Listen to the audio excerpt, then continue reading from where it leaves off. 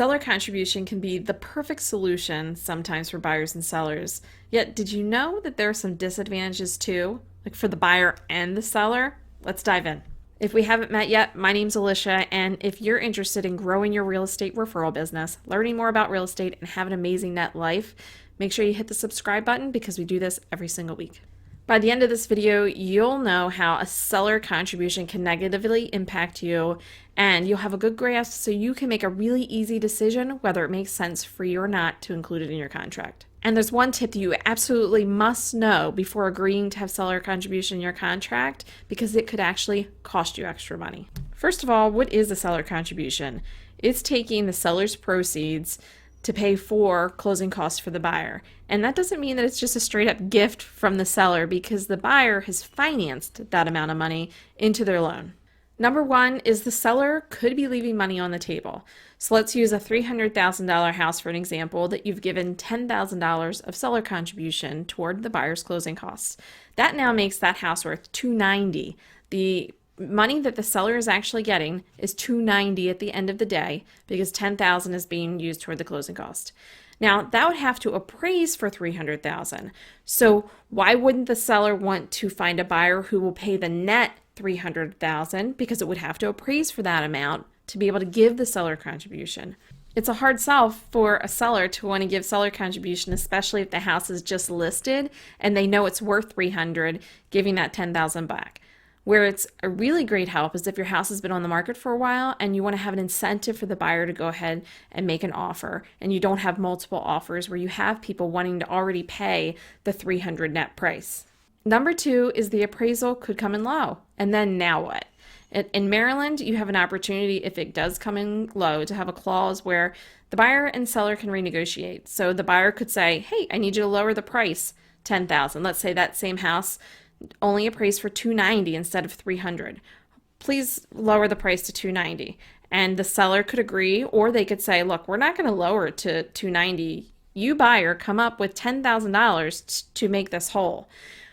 The other option is the buyer or seller could negotiate, and they could come to an agreement where the seller reduces the price to $298,000, and then the buyer comes up with $2,000 extra cash out of their pocket to make the closing happen.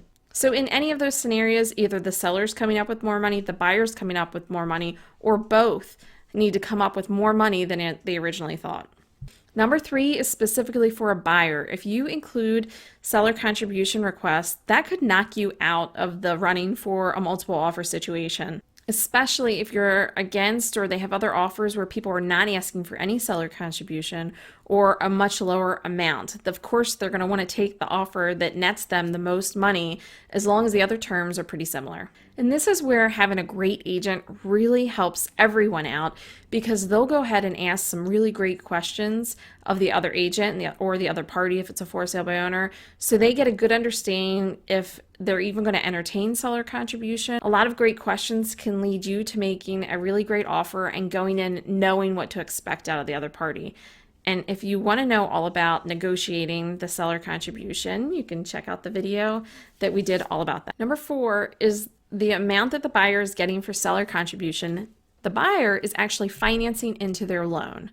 So we like to hear, or we like to say, that the sellers are giving them a certain amount of money for the closing costs, and it's not 100% true. What is happening is the buyer's actually financing that difference. So if they purchase, or they want to purchase a home for $300,000, but they need the $10,000 seller contribution, the help, they might raise their price up to $310,000 to get that money back. And that means the buyer is now financing $310,000. So for a basic understanding, let's just say we took $10,000 and we're going to finance it like we would a house for 30 years at 4% interest rate. That's going to be $48 a month that you would pay. And then over the life of the loan, if you stayed 30 years, most people don't, it would be $17,817 that you're paying for that $10,000 that you borrowed originally, $17,817. Not counting how the taxes might change or the little bit of insurance that might change because the price increased by $10,000. And you might think that is perfectly fine and great just because you don't have to come up with the cash and that you know you're not going to spend all 30 years in the house. But you might, and to know that information really helps you have a solid understanding and be able to decide what you want to do with seller contribution. And you might be one of those people that like fainted when I said $17,000. Number 5 is that there is a cap on seller contribution, and it all depends on what loan the buyer has chosen. Some are allow you 3%, 6%, 4%, but they have a cap. So if you initially ask for $10,000 back, but your cap is $8,000, that $2,000 will go back to the buyer.